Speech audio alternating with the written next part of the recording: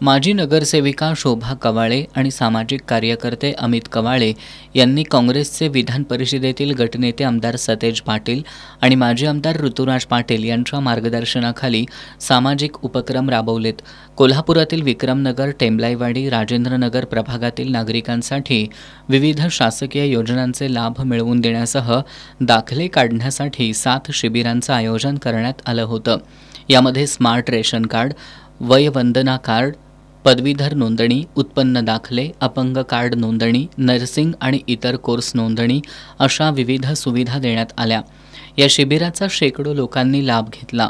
विधवा महिला, दिव्यांग व्यक्ती आणि ज्येष्ठ नागरिकांना पेन्शन योजनांच्या मंजुरी पत्रांचं माजी नगरसेविका शोभा कवाळे, महानगरपालिकेचे मुख्य अग्निशमन दल प्रमुख मनीष रणभिसे, महसूल अधिकारी नर्गिस नायकवडे, महसूल अधिकारी सुमेध चंदनशिवे, मॉडर्न होमिओपॅथीच्या डॉक्टर मनीषा, मुजीब शेख यांच्या हस्ते वाटप करण्यात आलं।